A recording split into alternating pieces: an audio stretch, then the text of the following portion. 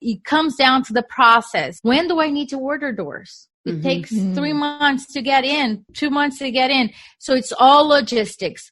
What comes down to is really the team that you have with you. If you don't know construction, you have to have somebody in your team that can see ahead, because I'm working 2 weeks ahead all the time. You're listening to Investing for Good, a show that brings you the stories and strategies of people who are investing to build a legacy for their families, create a meaningful and intentional life by design, and impact the world around them.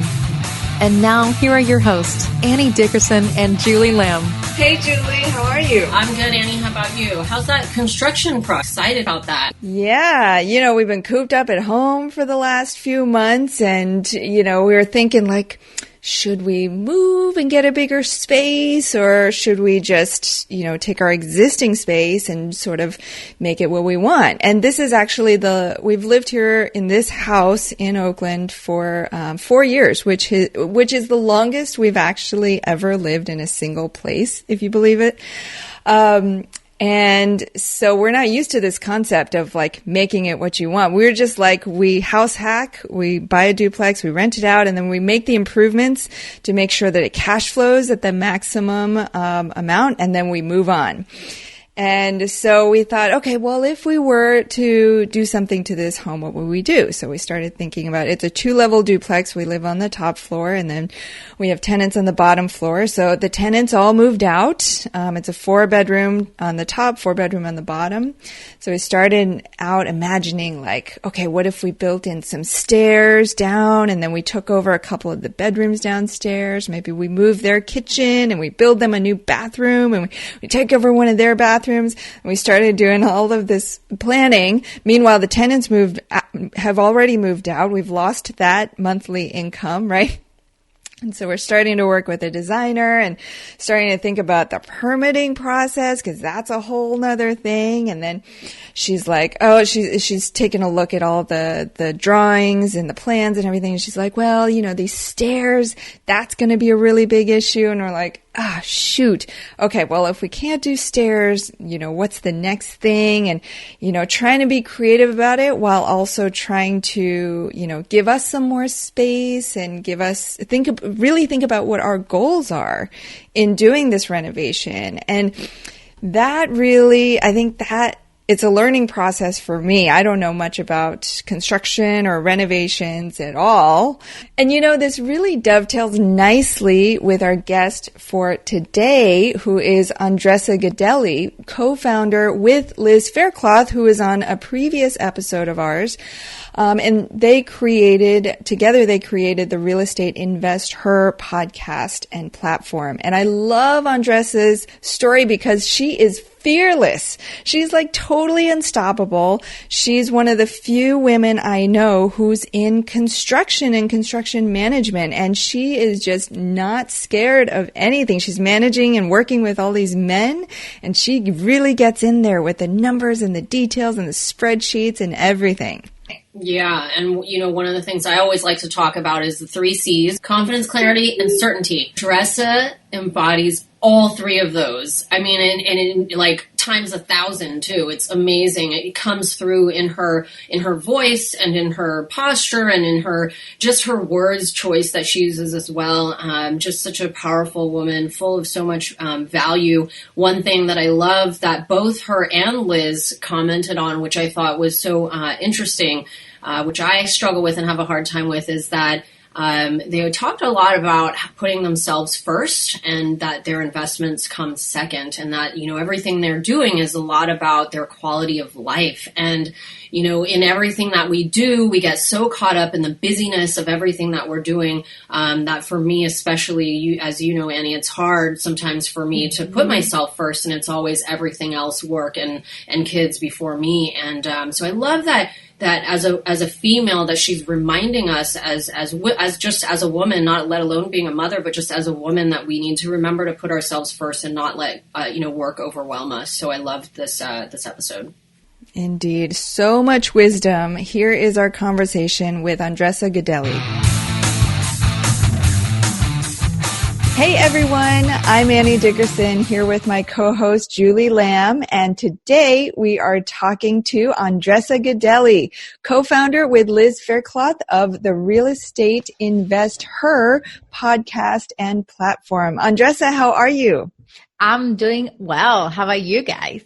Doing good. Great. We're excited to have you here. I'm super excited to first meet you guys too, because we have talked so much online. We were just saying that we feel that we already know each other so much. I know, right? This is going to be a really good episode. Okay, so Andresa, we recently had your partner Liz Faircloth on the show. She was episode number 3 for our listeners, so definitely check that out. And she shared with us her story of how she and her husband, Matt, first got into real estate through taking courses and playing the cash flow game and going to seminars and events. And I know for you, now I know you were born and raised in Brazil and then came to the States after you got your MBA. So I wanted to ask, was it always your intention to get into real estate investing at some point, or how did that come about? I didn't even know real estate existed. I came here, so it couldn't be more odd.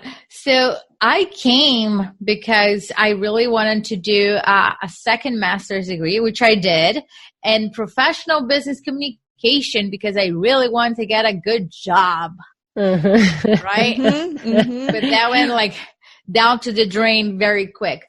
I did graduate. During my last semester, I did an internship and I did door-to-door sales. And in one of the conversations with my manager, I said, hey, I really want to, up my game here and gain the sales experience and skills that I really was striving to get. And I asked him, do you have a book that you will recommend? And he said, no, honey, you're not going to be in sales. Not because you suck at it or anything like that. You're great at it, but you're going to be an entrepreneur. So, and then he's lied to my side, this purple book. Dad Poor Dad. Never heard of Robert before. Kim, oh my gosh. Nothing. And then I was like, what is this? He's like, read it in 1 week and then you come back to me and talk to me about it. And then I was reading that book and thinking with myself, why I don't know about this world. You guys all know this and I don't. What's going on here? Who else knows about this? Right? And then I was like, wow, it was really it's cheesy, really cheesy to say though, but it really struck me in my core. And at that time, those 3 2-day courses, I don't even remember, that they offer for free or $199. And I took that. And in that time, my ex-husband and I started going through courses, and it took us 6 months to get our first property. So that's how the journey started. We rehabbed that property, overpay for the construction. Not talk about that part. At that time, I was so happy that we were able to rehab the property, live in it, and pull out an $68,000 HELOC and reinvest that money in other properties and multiply it. But looking back, overspent so much in construction. Not even funny, but that's okay. That's how I got started. That's so funny how a book like that can be so powerful. I feel like almost every guest on our show, 90% of the guests on our show start off saying that they read that book. And same for me. When I got more serious into real estate, it was because I picked up that book, because I kept hearing people say that on podcasts that they read that book and that it changed their lives. And I was like, oh my gosh, let me pick it up again, because I had picked it up a while ago and never read it, and then lost it, and then read it. I had the same feeling of what is this secret? This is the secret I have been looking for so long. And it was such a game changer. And so, yeah. I also thought that people were telling me lies throughout my life. Well, you need to get good grades, be an A student. Mm-hmm. I was like, I don't want to be an A student anymore. I'm with you on that. True. That's so true. So, okay. So you were getting your degree. You were doing, what were you selling door to door for the brief time that you were selling? I was selling Verizon. Oh, okay. I don't know if that's, Verizon is the mobile cell phone, but for business to business. So I got to sit down, like my goal was to get to the decision maker, which usually was the owner or a manager, and really understand how did they get started. So I kind of like interview them very quickly to understand. And there was some very like common path. Nothing was given, nothing was easier. And they really, focused and pounded through. So that's how I started. This was one of the most difficult jobs that I've ever had, but the training that I had there, implementation of systems, being prepared, understanding how to build report. Do you think I can knock on a door today and figure out what's going on?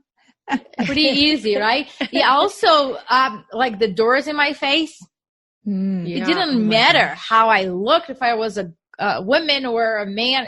The doors were like in my face, like and all of that. So I had to learn. At first, really sucked because I was taking everything personal, right? Oh my gosh, they don't like me because of my accent or whatever. But you really had to separate things and really like law of average. How can I go through it? And I think that all those skills I really am able to apply in real estate in anything that I do.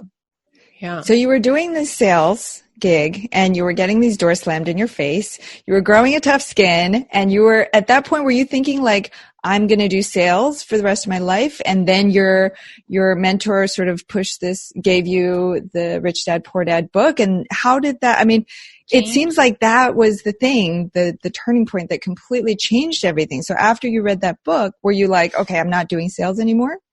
So here's a couple of things, James. My intention, I never had this like American dream that, let me go to America. I had a great life in Brazil, family, friends, and everything else, super comfortable. And when I came here, my goal is like 2 years, I get my master's degree, and I go back the next day. I hate the weather. It sucks. Don't like to be pale majority of the year. Want to go back, right? But things changed. During my last semester, I met my ex-husband. So things started changing on that personal level too. My goal was never to be in sales, but I took that job because I had zero sales experience. So I knew that it would suck balls doing it, but I really needed to acquire the experience about and feeling comfortable in selling and negotiating. So I took that job, but it was never like my intention. My goal was really to go back and work within multinational companies, which I still could do it. But once I read the book, I was like, and there's also this possibility that I can be in charge of my own destiny and do other things in the world of investment that I was not aware of. So I was like, so is that how people are able to really, live a financially free life? Because that was not in my realm. Right. Having that idea that business owners, what I saw is like people really working very hard, even though if they had their own businesses. And then the quadrant explained to me that they were not actually investors. And there is another area where it didn't even exist in my head. So really that was a turning point for me. So you read the book and then you and your now ex-husband, you decided to buy this first home and you overspent on construction, but you made out in the end with some good profit. Yes. We stay at the house and later on we moved out, we rented for Airbnb and still own it up to this day. At that time, it was really the 6 months that took for us to analyze the market, really understand what we were looking for and crunch the numbers. That was really, really important for us, that time frame. So I remember exactly the weekend that this property came on the market. It was a single family house, came on the market. It was Memorial Day weekend. And the realtor said, well, I'm going to the beach. And I was like, hey, I'm going to see this property with or without you. Because this is it. So I looked the property, gray bones, still gray bones. It was a great purchase. Just a construction, and I did not have the skills necessary to hold back the construction cost, and what I paid was absurd. I will pay half right now because I have better sources, but it really propelled us to invest in other properties and grow the business. Mm. And what market was that in, and what year was this? That was 2011, 2012, Philadelphia. Oh, Philadelphia. Okay. Yes, where I lived. Yes. Okay. So you were living in, are you still in Philadelphia? Yes. Yeah. Okay. Okay, great. I went to college in Philly. Oh, nice. And so I'm a little familiar with it, but definitely not the real estate side of things. Okay. So you bought this in 2011 in Philly, and you still own it now. Yeah. So then what? You saw that it worked. You sort of had a proof of concept, and you were like, okay, so we can get this to work. And then what was your thought after that? Were you going to do more single family homes? Well, I really enjoyed the construction part, even though I overspent. At that time, I was like, oh, I really enjoyed this. So my goal what did you enjoy about it? I'm curious. I just enjoyed the process, the smell of things. And I was like, that's weird to say it, but I kind of like, I really enjoy this process of transforming things or thinking through and having a plan, executing the plan, and brainstorming and resolving issues that at that time were like big issues that right now is just like, oh, that's nothing. But, going through like, we underpinned the basement. For me, that was like, I love this. And right? But the process, the engineering process, thank God we did it right. We did it with permits, with an engineer, because I hear like so many weird stories. Yeah. Like I love the learning process of that. Yeah. And then after, we're like, okay, I can totally see myself doing this like full time. And we actually partner up with somebody that has done tons of deals before, and we brought the deal to the table. He brought the finance, and with part of our finance, we did a joint venture and did cup-off deals together until we could like walk with our own legs. So when did you get into multifamily? You do multifamily commercial stuff now, right? So I did rehabs and then building new construction, multiple at the same time, and then acquisition of small multifamilies. Right now, I'm looking to really transition to larger multifamilies within. I work with a commercial developer, and I am the director of real estate development, and doing like the numbers change a lot. The negotiation changed a lot, but we do involved in step down facilities right now. It's like 52 bedrooms, 27,000 square feet facility that we're finishing up in March. Okay. This specific project that we're working on, and different commercial projects that we're going to build from ground up. Oh, wow. So how did you make the move from small multis to doing that, to doing like commercial?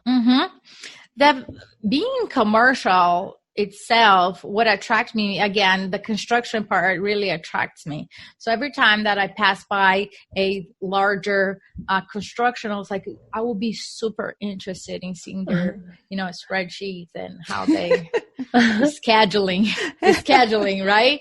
Yeah. Like, I really want to see the drawings. I really want to see all of that. Nobody was knocking at my door saying, oh, come, I will teach you how this works, right? I had experience with small multi and everything, but what I really wanted to get it experience with really larger multi-million-dollar construction projects. Right now, my HVAC cost, it's much more than my entire rehab that for my first deal. for example, right? So there's a lot of zeros involved, a lot of details involved and things like that. So I put it out there on my circle of friends and say, hey, I'm going to go back to the same strategy that I used throughout my entire life. How can I gain this knowledge by doing it, not by myself? Because then I will play with so many zeros and sometimes with other people's, money. So how can I gain that? But also what I bring to the table in terms of implementing systems and creating logistics that work. And a friend of mine connected with another friend of ours, and he called me. He's a longtime real estate developer here who also owns a construction company. We had a great friendship. And he's like, would you consider coming to work for us? And I was like, I'll be the worst employee ever, but how can we, right? And he's like, great, I'll hire you. I was like, I'm not going to agree with everything you say, and we're going to butt head. At the same time, I was like, tell me exactly what do you need in your company? It's like, I really need somebody that will develop the projects that we own, but also implement systems and organize things in a way that we can flow in a different way. I was like, I like that. I can bring that to the table. And I was like, okay, how can we work in terms of schedule? Because I also have other things going on in my life. So I cannot sign like a non-compete for, everything. I still want to do what I do best, but can we work something out? I can bring a lot to the table, but also gain the knowledge that I'm looking for.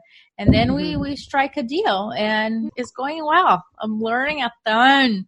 And I'm also, bringing a lot to the table, because at the end of the day, it's all about managing people. And that is what comes down to awareness about how to deal with people, how to really negotiate.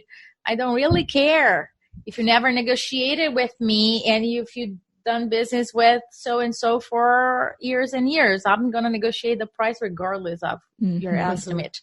So it's just like really soaking it up a lot. And again, I really enjoy the construction part of it. So it's more like asset management at some point. Yep.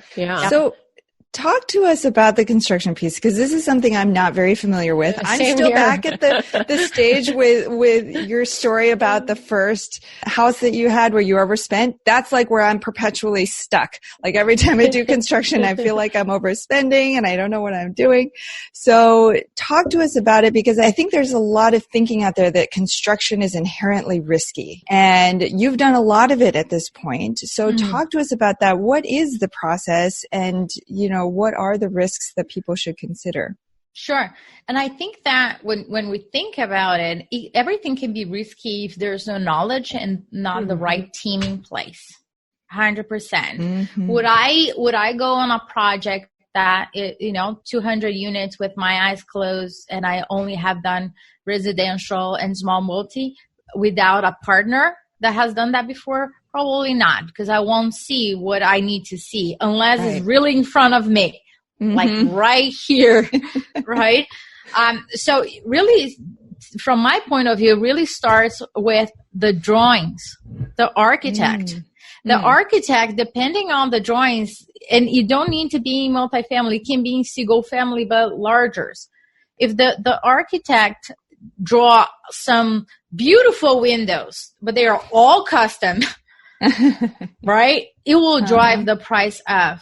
Let's say multifamily, if the architect don't put the kitchens one on top of the other, or not line up, or the plumbing is not closer, if one is here, another one is there, that also increased the cost. So I don't want to do the architect's job, right? That's the first thing. At the same time, I want to work with him or her and look at the design and say, okay, I don't want to compromise the quality of the project, but at the same time, how can we be mindful of the cost? Because if I'm doing multiple at the same time, or a multifamily, I want to make sure that the plumbing is running everything in one side. Because if it is not, then it's complicated, right? And I believe it comes with experience, or having somebody experience doing it. I'll give it a very clear example. Doors. ordering doors. I've ordered doors before, very quick, right? But when you are ordering 50, 60 doors for a project, swings in, swings right, swings left, right reverse, right, like it's so many other hinges. 1, 2, 3 hinges. Why this? Why that? It is so many details that it comes down to the process. When do I need to order doors? It takes 3 months to get in, 2 months to get in. So it's all logistics. What comes down to is really the team that you have with you. If you don't know construction, you have to have somebody in your team that can see ahead, because I'm working 2 weeks ahead all the time. And it comes down to hiring the right person, make sure you have a tight contract in terms of when do you want to get paid? Is it progress payment? Yes. It's not based on 20%. No, it's all based on the progress. And when I say progress, I don't mean windows being delivered to the job place. I mean windows being installed. So everything needs to be installed there in order to the draw to be released. So it's like a musician, right? You go here, you go there, and you adjust, and making sure that one person is behind the other. So the scheduling is really key.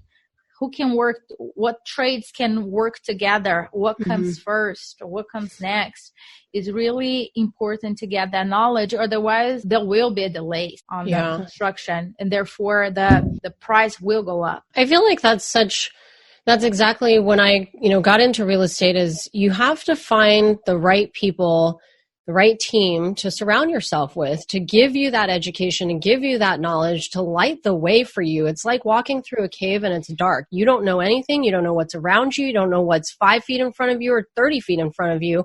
But if you have someone who's walked this cave or walked a similar cave to this before, that can shine a light for you and show you what to expect and what you need to be thinking about 5 feet ahead, because in 20 feet or 30 feet, this is going to happen, or 100 feet from here, we need to project that. So we're going to talk about that now, is so critical to success in the early days of real estate. It was for me.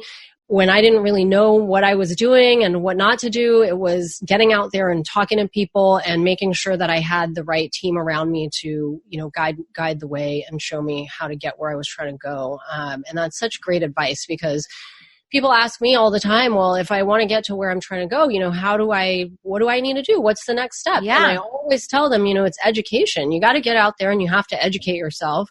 And then you have to find the right people to work with. And so many people present a deal and they're like, well, what do you think about this deal? Is this deal a great deal? And it's like, that's not the way to approach things, right? You really have to start with, how much do you know? How much education do you have to be able to assess whether this team is the right team, to then be able to decide whether this is the right deal or not. Absolutely. Absolutely. It's all about what I'm bringing to the table. One of the biggest things that some people want to get the knowledge, but do not pay for it in terms of, I'm going to come here and I want, 50-50. I didn't get 50-50 on my first deals, but I gained a lot of knowledge, and that saved me a lot of money. So I will totally pay to have the knowledge and get small percentage on the equity. And also another thing that I would say is that after every single project, I don't care if it is 3 units, 10 units, 100 units, whatever that is, your team gotta work together and really understand what worked, what didn't work, and really talk to if there are private lenders, get a feedback from them. What worked for you? Would you have any recommendation? How can we work better? Because those are the most important lessons. Like, okay, what over here we could have done differently to, get the HVAC guy in 3 weeks before, which would not have, delay the project because X, Y, and Z. So all of that, those debrief moments, I think that's really crucial. Yeah, and especially to do that fresh right after the project is done. So everybody's bringing their different perspectives and lessons learned to the table, and then you can bring that forward. Absolutely. And when you have so many trades working together, it's also important to me as the project manager that they interact among themselves. Yeah. Because sometimes one specific project that I'm working on right now, I am minimum 2 to 3 hours far. My eyes are not there, right? So another day we had an issue. The guys were like, the heat is not working. I was like, what do you mean the heat is not working? Oh, the guys were working over here and I think they closed one of the, the vents and it's not working. We had to brainstorm. I had to get the electrician involved, the HVAC involved, everybody involved virtually to really okay, show me where it is and what's going on. But we worked together and we figured that out and moved forward. But all the trades, the more that they work together well, more your project goes smoother. If there is any bickering or something among them, and I've seen it all. I've seen people cutting pipes just to get their wires through and everything else and all of that. So as the person guiding them through, I think that's the most important thing, and looking at the asset as a whole, right? Because not just the construction itself. Right, exactly. Because I can imagine if you're only working on wiring, then there's a pipe in your way, then you're like, well, I'm just going to cut right through the pipe. Who cares about the rest of the building? I'm going to get my job done and I'm going to get paid for my part. So I can totally see how something like that would happen. So I'm still curious how you got from that point where you did that first house to this point where clearly so much about construction. Did you have a mentor along the way or did you take courses? How did you get to learn all of this stuff? Yes and yes. Yes for all the questions. So after that, I partner up with a person. After my first deal, we partner up with a person that had experience in rehabbing projects. At the beginning, it was not a 50-50 deal, but he got to the point that it was a 50-50 deal. And this is kind of like, okay, help me to crawl. And then we were walking and then I can walk on my own. And then really leveraging, I learned that I can have different partners and leverage time, money, and funds, time, money, and experience in different areas, and then scale that, right? That was my main part on it. How can I manage those projects, but really create systems that I can implement everywhere? I can tell you my paint color never change. I don't think never will. I don't know. Who knows? But it's not something that I'm looking to spend my time on it. And I get the same results every time that somebody sees the paint color. Love this color. Great. So my goal was really how can I duplicate this, spend less and less time on it, and do multiples at the same time. So got to the point where I was 15 at the same time, more or less, rehabs going on, and then growing my rental portfolio, and then transition to multifamilies, doing the same thing. I also did new construction, which is another animal. I really drive and strive with knowledge, so I like that part. And finding great teams that, let's say, can I raise funds? Yes, I can. I strive on the construction part. So I have a team around me that, okay, the acquisition, funding, once it's closed, the ball is on my court and everybody steps back and then I'll take it to the end. So really creating that team that they know what they bring to the table. I know what I bring to the table. And there is that trust factor there. It works wonders. We'll get back to our conversation with Andresa in just a minute.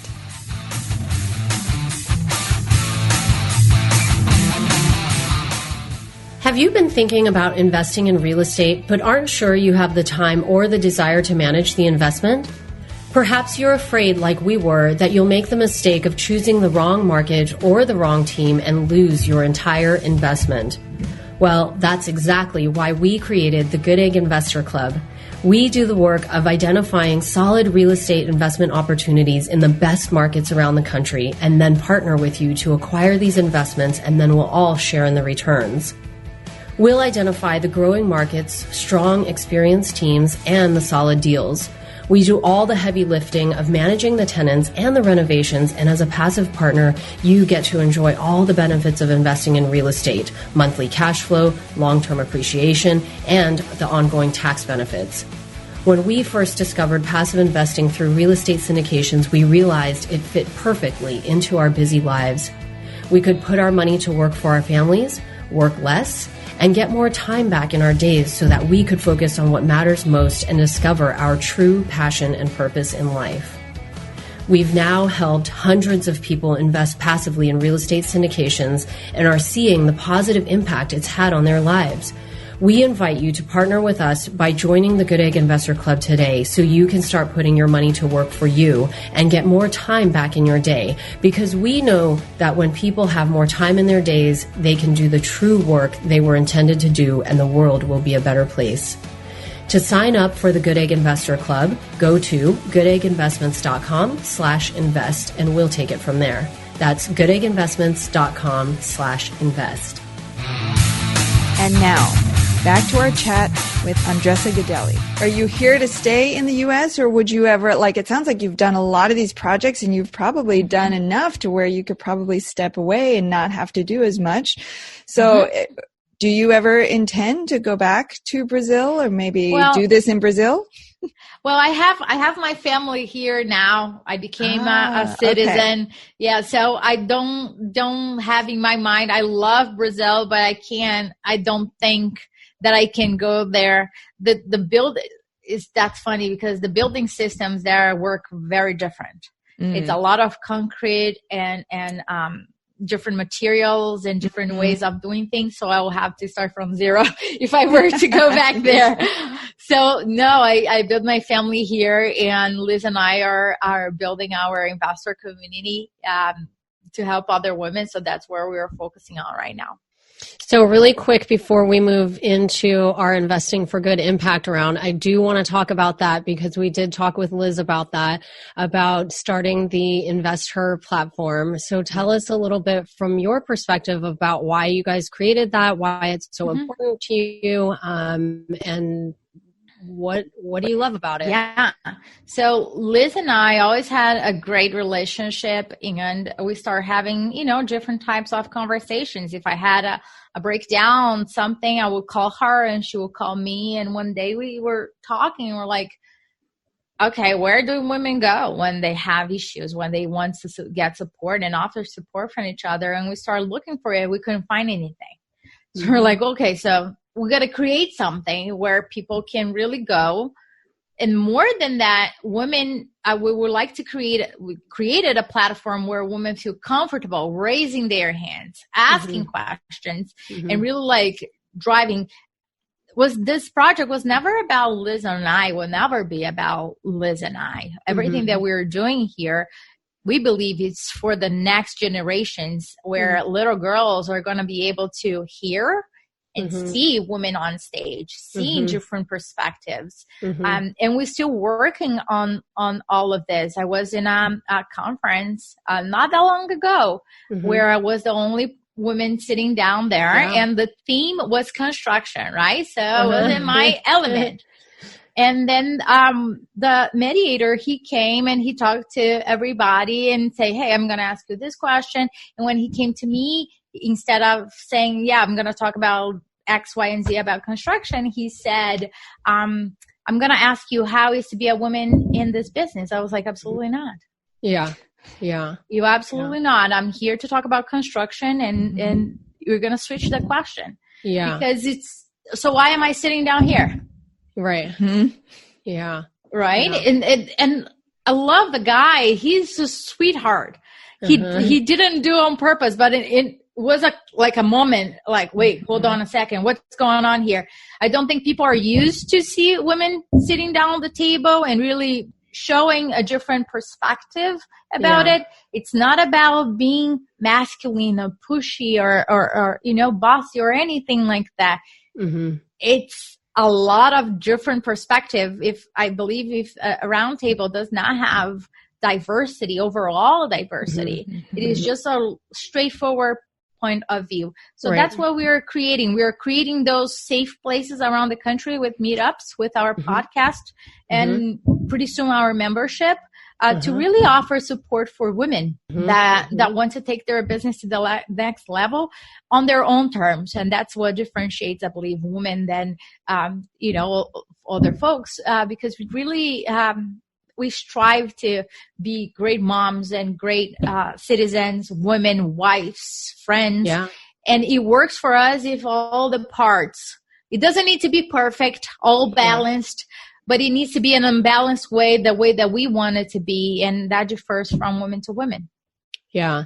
I think I mentioned this on the episode with Liz, but I think it's so amazing what you guys are doing, because I know, obviously being a female, that, we learn in such a different way, than men do. And, I know that I wish there was something like this 3-4 years ago when I got really serious into real estate, because there just wasn't. And I had to approach mostly males, and ask them the questions and feel like I was not enough and not adequate and that they were lying and all of these kinds of things. And so I think it's so important to have a community like this to give women a place. Like you said, I think a key word that sticks out in my mind is a safe place, a place where they can ask the questions that they may feel like is a dumb question or one that they should know, and not be attacked, or not made to feel like that's a stupid question, but to just get an answer. Like, it doesn't need to come with like sarcasm or all this other stuff, but just to get a real answer from somebody. So, it's so funny though. And I ask a lot of questions because I was not that before. Sometimes I took very personal, but I think that door to door helped me a lot with that. But one of the things that really happened with me, and I give the same answer all the time, and women out there, you might hear this. Let's say I'm talking to a drywall guy, and I ask, how did you come up with this number? Because in my head, I already did the math and it's a little off. And then the answer that I usually get starts like this. I have been doing this for 45 years. And blah, blah, blah, blah, blah, blah. When he starts like that, I was just like, okay, tune out. And then I was like, I get that, but that was not my question. I didn't ask you how many years are you in business. I'm asking you, how did you come up with this number?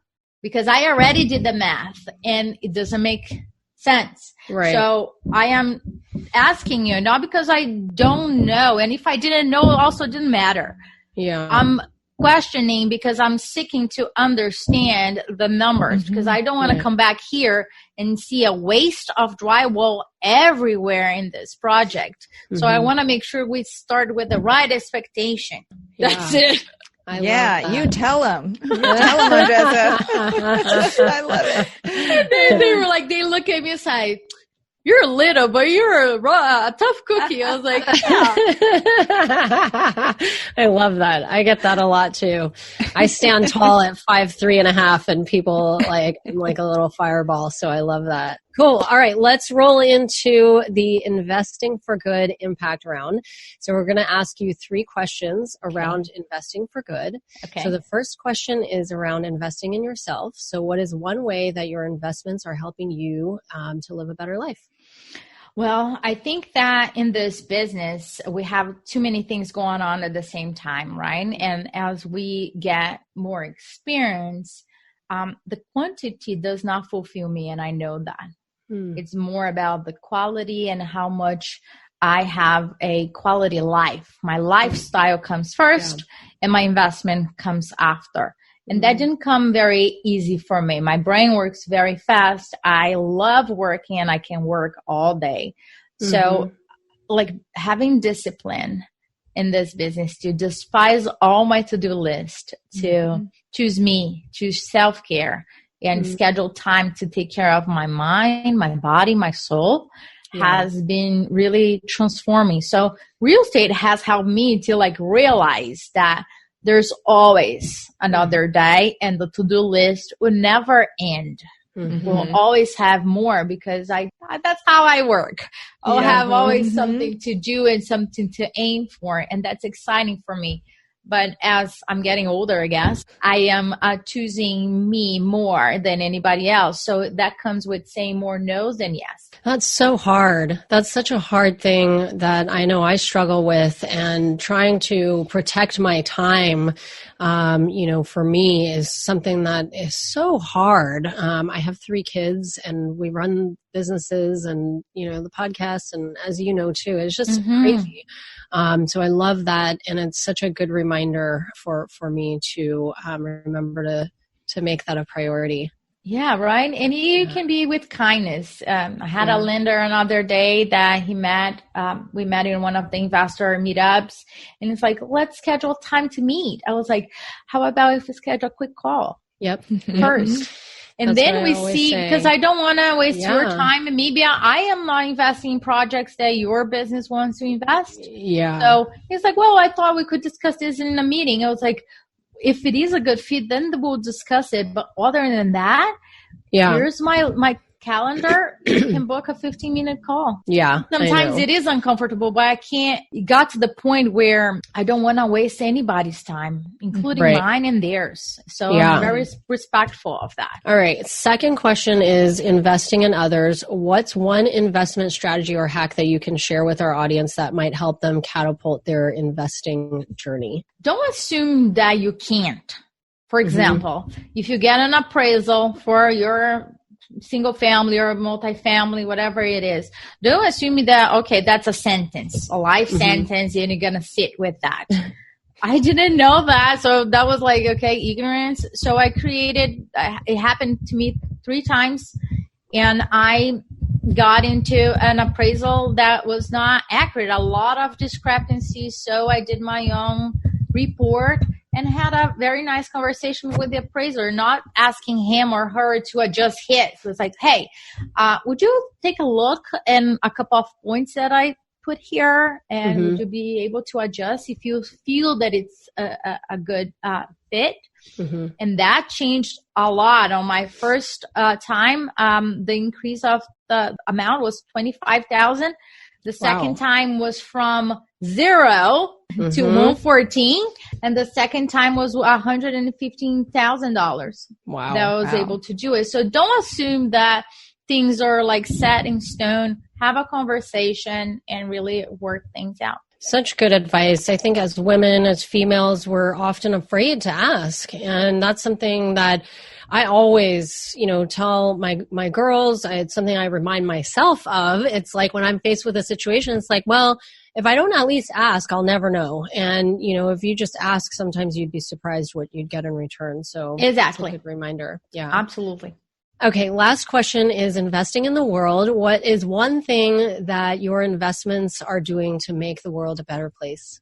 I think that we give houses for people and all of that, but beyond that, offering those services, I believe that my commitment with real estate as a tool to give the support for women, to offer a platform where they can feel comfortable asking for support and giving support.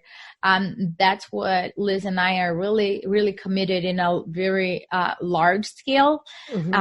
So that is consuming a lot of our time right now, but we do believe that we are on the right path, because it's not about us. It's not even about my community. We have leaders across the country that we never met that bought into our vision, that are leading groups of women. I looked another day, and the amount of women that attend those meetup events out on the thousands. So it's really impactful. If we can change one life, we can change, a couple of lives. I'm really happy with that, and that fulfills me. Yeah, you guys are really creating a movement. And somebody told me once, it only takes one candle to light 1,000.